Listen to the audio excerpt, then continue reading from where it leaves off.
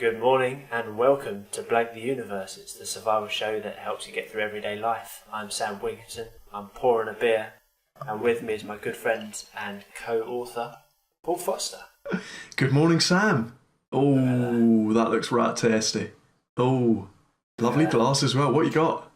I commissioned it from somewhere. It's really? I was given it in inverted commas. Oh, I see. I asked and they said yes. Oh in a manner of good. speaking. Yeah, was it? Would you steal that for me? Yes. Yeah. It's alright, your secret's safe with us. Yeah. Nobody listens to this. It's only three of us. Here we have a Lincolnshire orange barley beer by Bateman's. I have no idea if it's going to be any good. Go on, give it a sip. Right. If you mixed Fanta and beer, that's what you get. It's actually surprisingly not bad. Oh, okay. I wasn't selling it for me, but orange barley beer. You've got 3 tastes in there, and they are orange barley and beer. Like, I can't. Have you done really an episode on break it this down. or something? You seem pretty clued up. I know my stuff, right? I went on a course and they taught me things. Nice. Mm. Well, it's good to be back. We had a bit of a break over Christmas and whatnot. Mm. It was a bit, I think it was a bit optimistic, wasn't it? Starting just a couple of weeks before Christmas. Christmas, then New Year, then my portfolio, and then the beginning of my thesis. All wrapped up. We'll see how badly doing a thesis has impacted upon my research. It can only go well. I look forward to finding out imminently. So what's our topic this week? So this week topic is the Aurora Borealis. Oh, that's exciting. Otherwise known as the Northern Lights. Yeah. Thank you to friend of the podcast, Zara Stockton, for that one. Oh, very nice. Thank you, Zara. And so Aurora Borealis, not Australis. Actually, I don't know. Did we go for the Northern Lights or did we did go for the Northern Lights, but in my notes, I'd never heard of the Southern Lights. I didn't know it existed. Yeah, so I included that. But there's not much to know that isn't the same. It's like a mirror image. Yeah, pretty much. In my research, it kept saying, they're slightly different, but they never actually explain why. Yeah. So that was good. They've got a different name. Right, we're out of the habit bit. Should we just get cracking straight away? Yeah. And then we can do all the admin stuff at the end. Yeah, just before we begin, the name of the game is we're picking a topic that we know nothing about. We go away, research it. We come together with no notes, and we can just let forth this deluge of information and see what of it sticks. We were accused of misinformation recently. Were we? Were we not? You told By me who? that. Did I? A certain Pacific Islander. Oh, yeah. I'd forgotten about that. Yeah, it's worth mentioning. On Twitter, we were contacted by one of the Christian family, weren't we? We mentioned Fletcher Christian, who was one of the first guys on the island. And, in the Pitcairn Islands episode, that is. Yes. And one of his, great progeny, contacted us on Twitter. She said she didn't listen very far because it was extremely misinformed and she couldn't stop rolling her eyes. And I just replied and said, yeah, that's kind of what we do. Yeah, I would argue that it wasn't actually that misinformed. In its, I think we made a good representation of facts. Yeah, I'd like to think so. The details, it was perhaps slightly, but the gist, I think we gave a good account of the place. Well, we did offer to give her a platform. We said that, we'd do a special interview with an expert episode. But yeah, she wasn't interested, which is fair enough. She's quite busy. I think she's an author and she's got an agent and stuff like that. And I thought, oh, well, okay, that's fair enough. That she doesn't want to mess with us small fry. Oh, exactly, yeah. But if you are an expert on the Auroras or anything else, any of the other topics, do get in touch because we would love to have some actual, we'd love to do a little bonus episode where we talk to someone who actually knows what they're talking about. we never quite got Roisin to tell us about lasers. No, we didn't. But we will have to have her on as a guest at some point about something she knows nothing on. Can I apologise for my cat? Go away. Please, go away. I'll give you £5.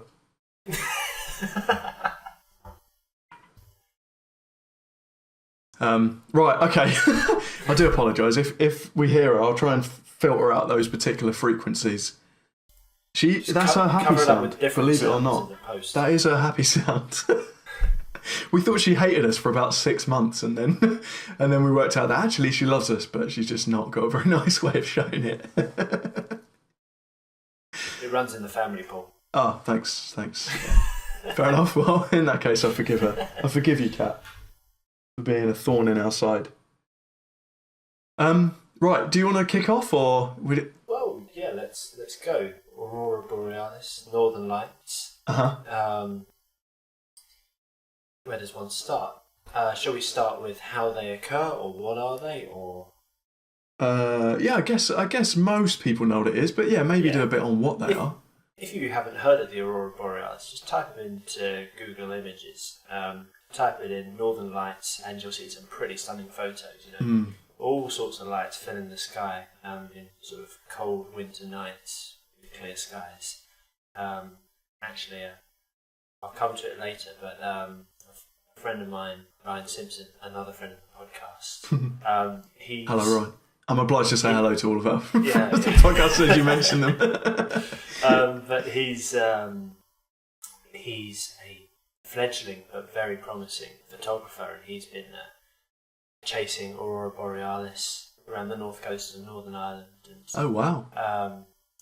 So if you go and have a look at either his photos or Alistair Hamill's photos, really spectacular stuff of Northern Ireland. They come that far south. Well, remind us and we'll stick it in the show notes. So you should be able to click a link and that'll take us to them. But as for, lights in the sky up in the northern, around the polar regions, but where do they come from?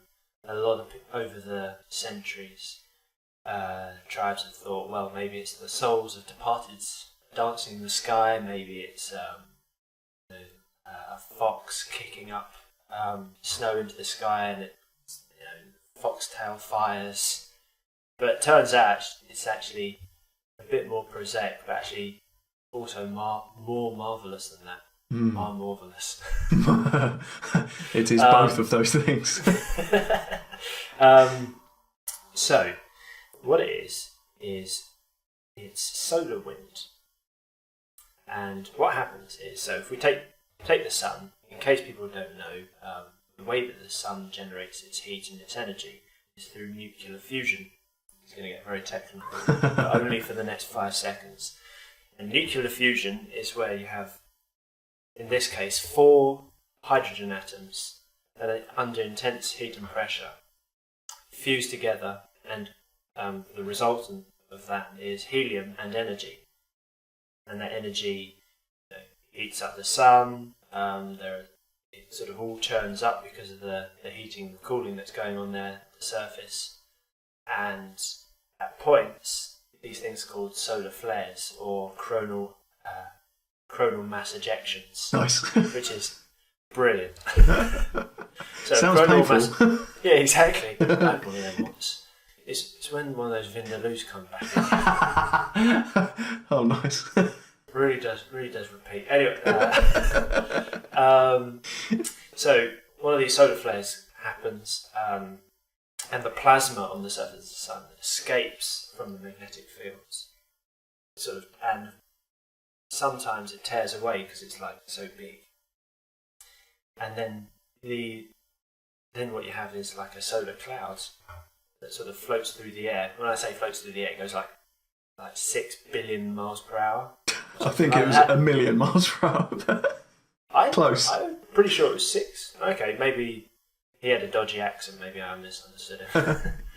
And it flies through the universe and hits Earth. Now, Earth has a magnetic field which protects us from harmful radiation. And thankfully, this radiation from the sun isn't harmful. But what happens is it kind of bends round our magnetic fields and gets sort of some sort of weird. The diagrams always showed the magnetic fields sort of snapping, but basically it just meant that all these charged particles from the solar cloud fly into the poles. Yeah, basically that's where the apparently the Earth's got a magnetosphere. It was the word before I take over, 2 points there, because some of that sun information was great. Yeah, so basically we've got a magnetosphere, which is part of the atmosphere, and what happens is that's weakest at the poles. So those diagrams you saw isn't so much the field breaking, but it's basically like the particles get repelled. Yes. But then there are little bits where they can come in. So there has to be quite a lot of activity on the sun, apparently, to produce enough particles for the auroras to happen, because otherwise it would be happening all the time, because the sun is constantly sending out these particles everywhere in all directions. So most of it is repelled, so the auroras aren't happening every night. But yeah, sorry, go on. Cheers. And then what happens is, as these highly charged particles from the solar wind come into the atmosphere, they hit gas particles. Sorry, I'm such a child. Every time someone says solar wind, and every time I read it, I just chuckled. I'm such solar a child. Storm. That's it. Solar yeah, storm. Thank you. As the solar storm comes in, these charged particles hit particles in the atmosphere, and as they bounce off the gases in the atmosphere, the gas becomes charged, and what happens in the particles the electrons will gain energy and then lose it again, and as it loses it by emitting photons.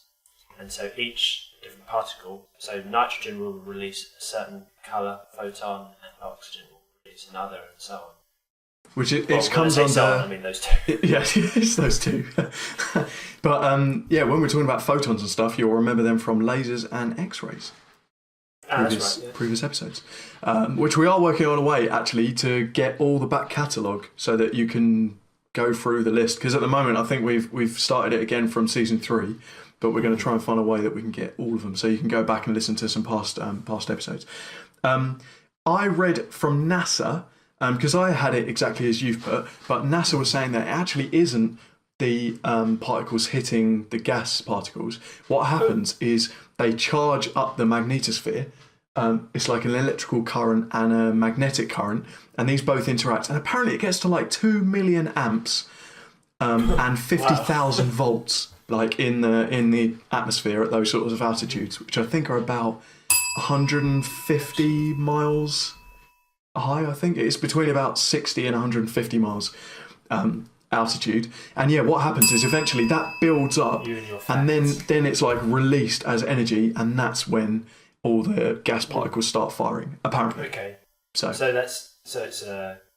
makes a lot of sense, because what happens is it's very similar to what happens in neon lights. So that's where you get a tube filled with argon or neon. You have an anode and a diode. Cathode? A cathode and an anode. My mistake. Forgiven.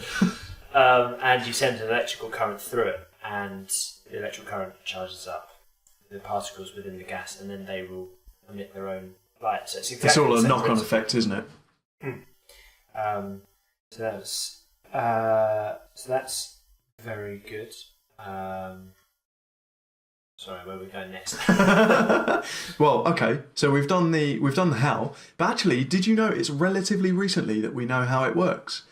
Yeah. It was only confirmed in the 1950s, as late as that, which I found remarkable. But I believe NASA launched a satellite or a probe, I can never remember what the difference is, in about 1957, and it was called the Polar, I think, or something. It had some name like that. And it was only due to the fact all the discoveries that were being made about electromagnetic waves and stuff like that. So what helped us do quantum physics and the theory of relativity and other things which I've now forgotten. But yeah, so it's a relatively recent thing that we've like finally pieced it together. But the first guy who, sorry, I'm jumping all around the timeline now, but the first guy who got it right was Edward Halley of Halley's Comet. Yeah. And that was in 1716, I believe. He predicted. I don't think he had any way of knowing officially, no. But yeah, he predicted that it was because of magnetic interactions in the atmosphere, and he was spot on. What you had, quickly, a couple of points for that stuff. For a long time, up until the 1860s, a lot of people, ever since Galileo, thought that it was to do with sunlight hitting the atmosphere and something happening. And so, but it was actually in 1860 when a fellow called Anström from Sweden basically showed that it couldn't be, because the light from the Aurora Borealis was of a different wavelength, frequency, I guess. Yeah, one of the two. Yeah. To the sun by using one of those prisms that you see on Pink Floyd cover out. Yeah, spectroscopy.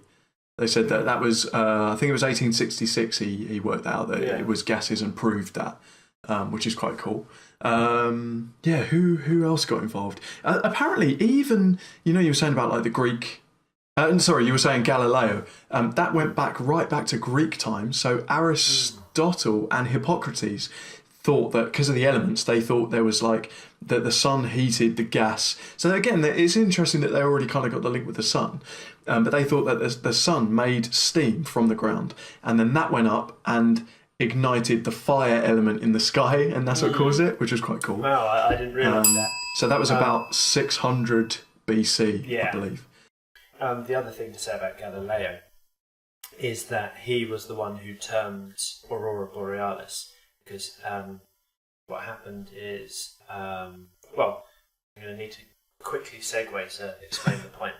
So we were talking about various gases, so nitrogen and oxygen emitting different coloured lights. Do you know the colours? So, go on. Nitrogen is blue. Uh-huh. 2 nitrogen particles bound together is purple. Oxygen at 100 kilometres above ground is green, and over 240 kilometres is red. Nicely done. Good. That was actually more accurate than I was going to be, so it's just as well you took over there. Nice. Thank you. I've been told. Well, because you didn't mention it, it doesn't sound like you've been told, so it's fine. Just edit that bit out. Yeah, I will do. Yeah, thanks, mate. Edit out the or. But yeah, so Galileo, in northern Italy, he sees the Aurora Borealis, and it's really rare for it to go that far south. It has to be really strong. Tonight it's only going to be the north of Iceland that's going to get it. I checked the forecast. Wow. Are they that regular then? Well, what you can do is you can go on the internet and just check the Aurora Borealis forecast. I thought they were quite infrequent. I don't know. Yeah, fair enough. I haven't checked it regularly enough to check. Yeah. I just found it funny because all the websites were like, "Hey, get excited because the next time you'll be able to see them is 2012." I was like, "Damn it, 3 years too late." If it's like the Northern Irish one saying that, then it doesn't often always come like to the north coast. But in places like northern Norway, Greenland, I think, as far as I know, it's relatively regular. But that's not point worthy. That's a hunch. Yeah. Anyway, I'm not buying it. Yeah. I saw your facial expression. Yeah. To complete this circular segue, so for it to come as low as Italy, it's quite a rare event, and when it does come that low, it's invariably red. And so Galileo saw it and called it the red fire of dawn or something like that. Right, yeah. Or the red lights of dawn, and named it after the goddess of dawn and morning in Roman mythology, who is Aurora. Yep. And Borealis means north. Yep. Sorry, I didn't know that. That was a last minute fact for me, like right at the end of my research, just as I was about to give up, I was like, oh, that's interesting. So yeah, sorry, you just missed out. Just missed out on the point there. And Australis meaning southern, Aurora Borealis. Aurora Australis. Yes. Have we mentioned that? Did we mention that at the beginning? We have. Was I dreaming? Oh, it doesn't matter. We there's one and it's the same. There's a south one and it's the same. There's an incredible series of pictures. I believe it's due to this NASA satellite. But there's some incredible pictures that the aurora are visible from space, which is great. And there was one incredible picture that was like the two auroral rings around both poles, and it's an absolutely stunning picture. Unreal. Yeah, no, it's incredible. Well, good find. I found nothing like that. You'll have to put that in the show notes. Yeah, I'll see if I can find it. That's going to be unreal. Yeah, sorry, go on. No. Okay. Sounded like you had something to say. Yeah, I found some interesting references through history. The earliest reference to the aurora that they think they found is in caves in France, southern France, from 30,000 years ago. They reckon there's these, like, it looks like when kids are like drawing in the sand, like with a rake. Yeah, kind of. Yeah, Wigglies. yeah, it's incredible, and they reckon. I mean, obviously, people much cleverer than us who look at these sorts of things every day say that apparently is them trying to interpret the aurora, which is quite exciting. But then the first written reference to it isn't until 2,500 years BC in China, and that's when it starts getting linked. Even from that. Well, I guess it makes sense actually, but I was surprised how long the superstition lasted. But yeah, it was a superstitious reference because it was saying that shortly after the aurora happened, then I think it was one of their queens or something gave birth.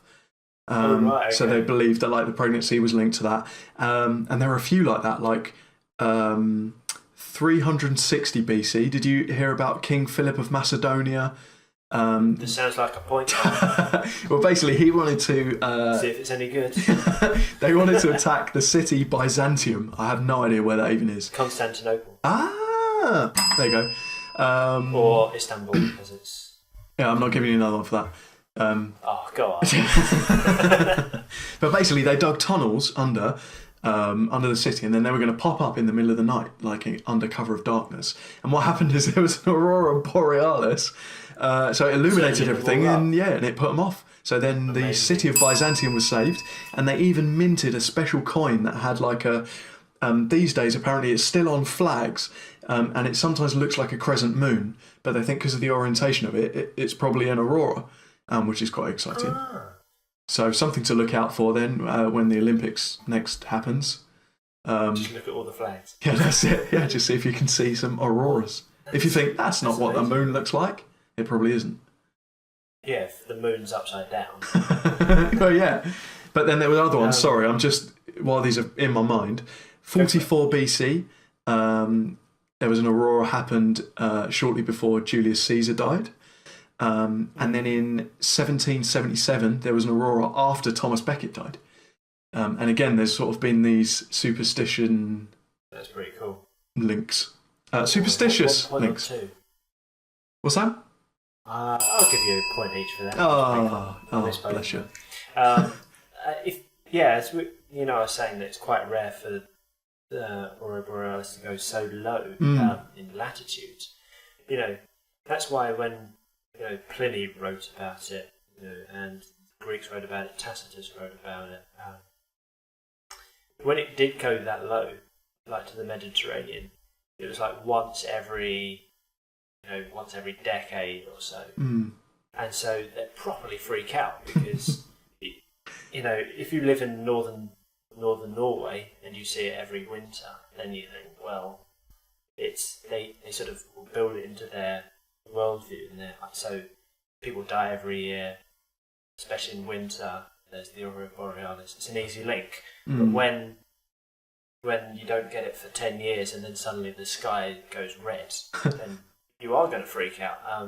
One interesting reference one conjectural reference I found was that in the book of Ezekiel, in the Old Testament, it begins, in chapter 1, verse 4, it talks about how there's like fire in the sky and that it's glowing red. And I thought, and they're saying, well, it must be Aurora Borealis, but Ezekiel, that would be really low down, like Middle East. Yeah. It's quite incredible. That was 593 BC, I believe. To be precise there. So that was don't come on, because it's the same point as previous. I just keep dredging that particular. I was gonna say I keep flogging that particular horse corpse. I don't know though, because like if you had managed to pinpointing when Ezekiel was written, it's pretty impressive.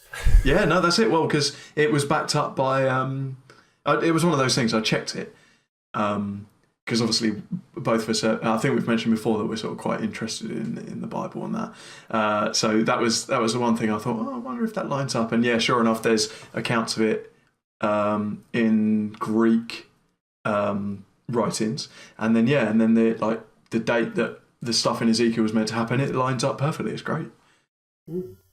I am going to give you a point for that. I found that very interesting. Oh, thanks, mate. That's why you're my favourite. Anyway. But as for belief systems for more Northern European and American peoples, there are some really interesting ones. I was reading a really nice one about the Algonquin Indians. Isn't he in Star Wars Episode 1? Isn't he? It's a Qui-Gon Jinn. Oh, of course, yeah, silly me. See, you're too old to remember that. Now, what they, a lot of tribes like the Lapps in Lapland, and they would believe that it's the souls of the dead or so on.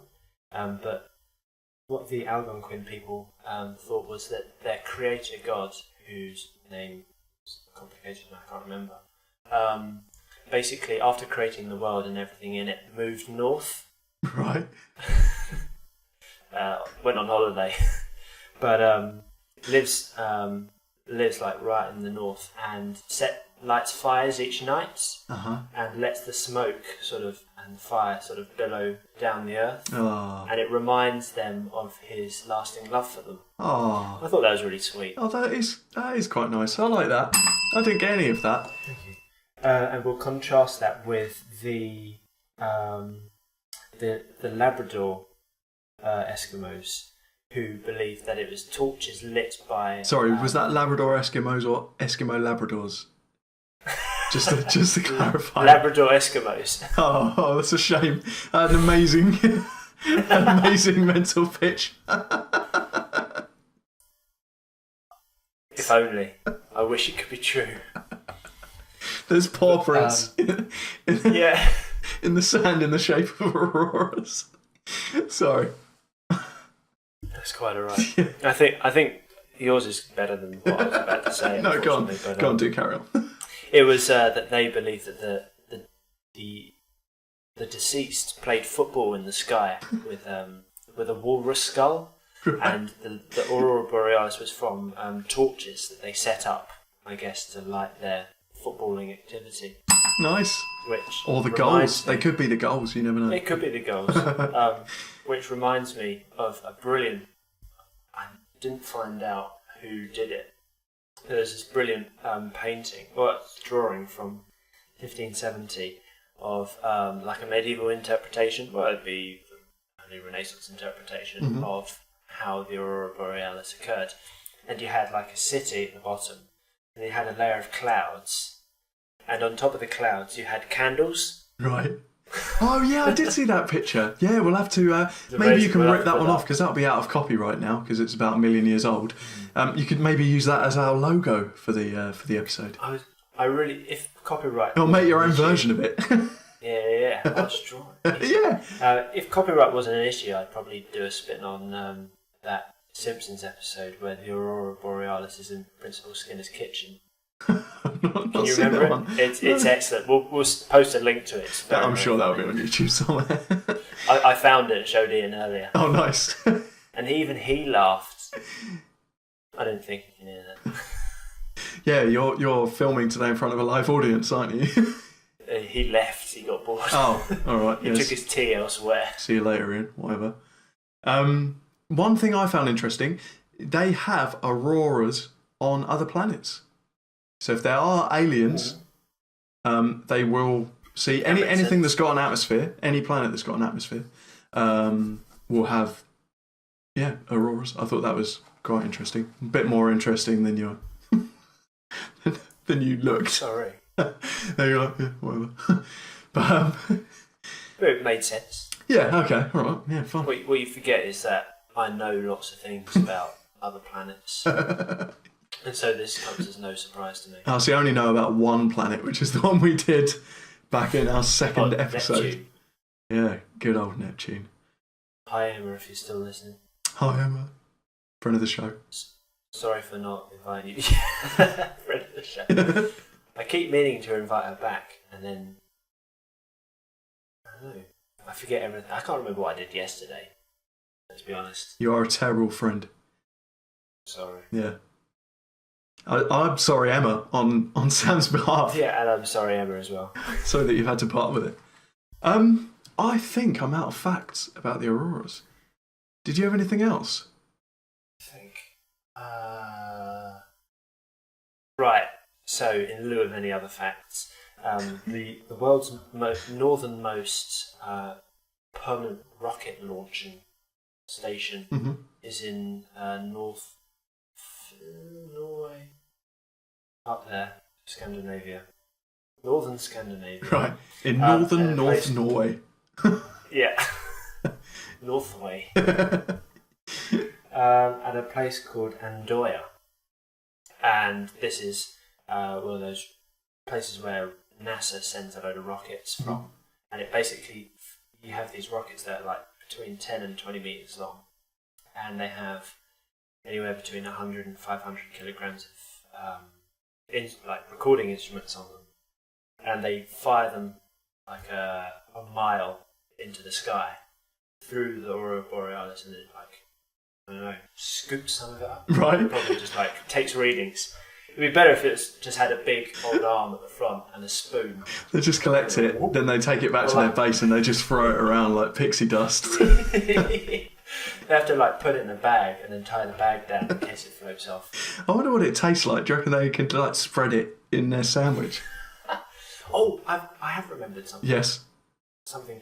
Have you heard of the sounds that they make? They don't make any sounds. You might very well think so. Go on then. I read it debunked in lots of places. It's unsubstantiated. It's very difficult to prove in inverted commas. But if you look through history, Aurora Borealis is always linked with dancing and is always linked with noises that people out in the wilderness hearing something like one of the peoples. I think it's the Lap people. Right. Believe that if you whistled, it would come closer. Oh, right. And if it came close enough, it would whisk you away. Oh, nice. But basically, there's this idea that there is a clapping sound that Aurora Borealis makes 70 meters above the ground. Right. And there's various tests that have been done where they've sort of put 70 meters? 70, yeah. So it's not even that high. Right. So the other side of this is that the same sounds have been heard when there's only strong magnetic forces going on and no Aurora Borealis. So maybe it's just something magnetic. Well, I thought it was worth mentioning anyway. Yeah, okay.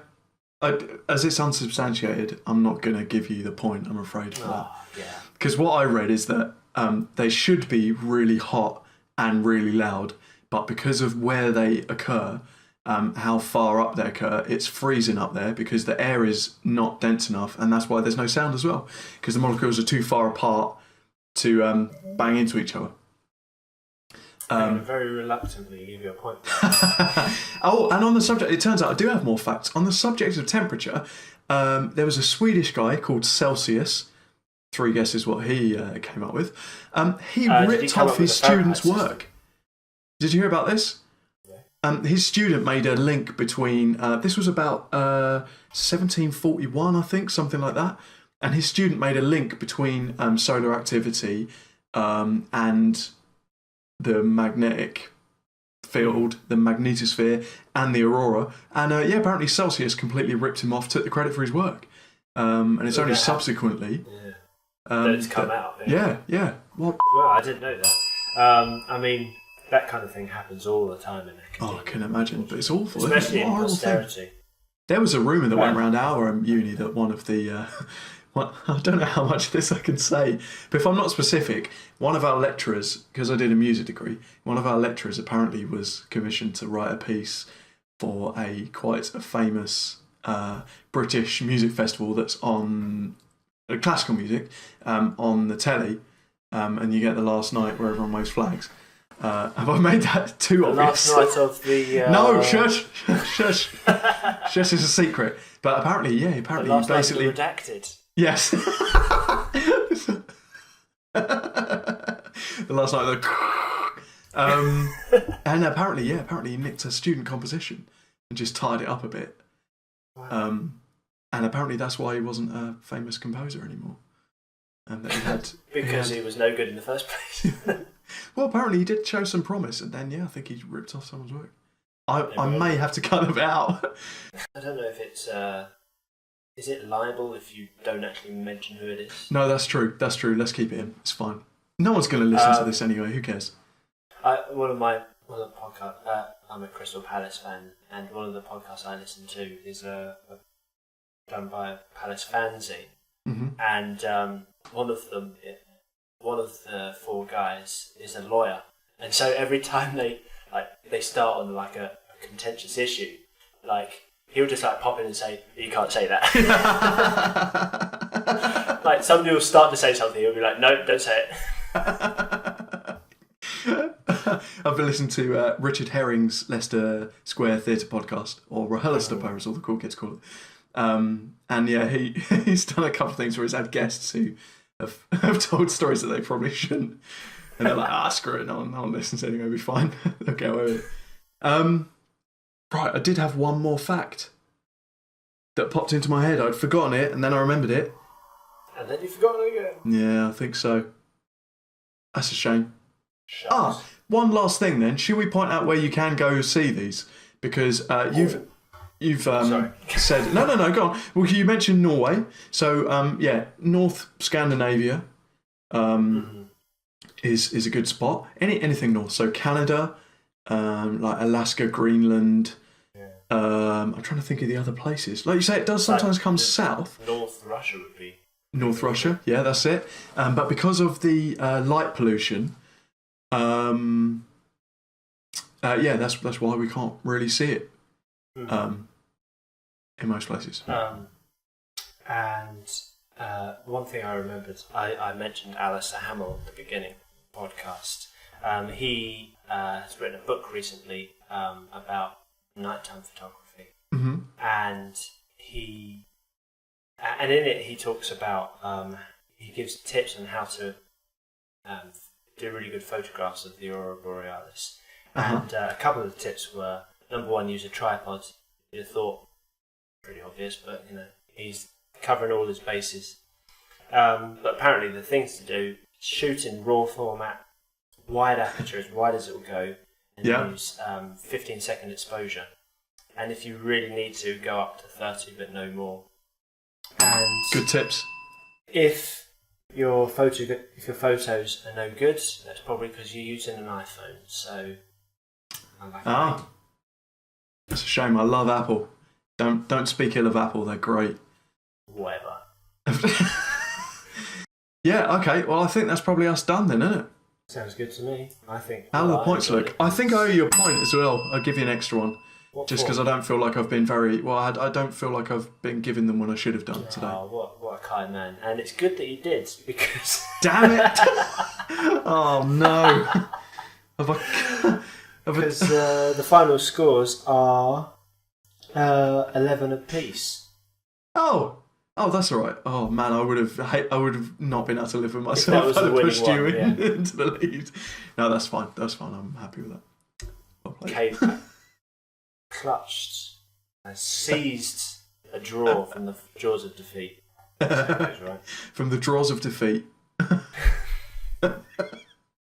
So yeah, another draw.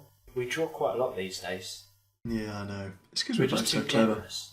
Just and that. Yeah, both of the above. Okay, so thank you very much for joining us, people. You can follow us on Blag the Universe. Sorry, what was that? You heard. It's blagtheuniverse.wordpress.com. And yeah, exciting news that we're not announcing yet, but that may not be the website you go to for much longer. So that's quite exciting. Yeah, get in touch. We're on Facebook, Twitter. We will be starting this all back up. Are we going to pledge now to do an episode next week at some point? Yes. Perfect. We're on for another one. I'll get Josh to join us this time as well. We were supposed to have a special guest, but It was a bit sort of last minute, wasn't it? But we look forward to Josh joining us. I don't know what topic we're doing next week. He's as organised as me. No, but that's it. But we are going to get good again. I was going through the old episodes, like the timings of them, and we got pretty good at one point. So we're going to have to get back to that. It's a new year, new start. We'll get back on it. If you would like to be a guest or suggest topics, we are always welcome for community involvement. We are still very slowly putting together our remix album. So yeah, feel free to get in touch with stuff for that. And if you want details for anything, yeah, just let us know and we can dredge it back up from the depths of 2014, which already feels like it was a long time ago. Yes, yeah, no, it's mad. Because we are coming up to our anniversary, aren't we, I believe? Yeah, I think March time. So we'll have to, maybe we'll do like a live party episode or something like that. So if you've got any ideas. Just like our live 6-month one, our live Christmas one. Look, don't start, all right? It's difficult, it's hard work putting all this together. It is really hard. It doesn't organise itself. I've got a thesis to write. Sorry? I've got a thesis to write. Yeah, well, exactly. I've got no excuse, I've only got a full-time job. There's no excuse. Yeah, exactly. Yeah, well, although I might be giving her back after tonight. She's been pestering me all evening. Eloise? Yes. Oh, the cat. Yeah. The cat. No. All right. Okay. But yeah, thank you for joining me, Sam. It's been a pleasure to speak to you again. We don't chat outside these episodes, so it's just been nice to see your face for a bit. Paul always hangs up at the end of this call anyway, so.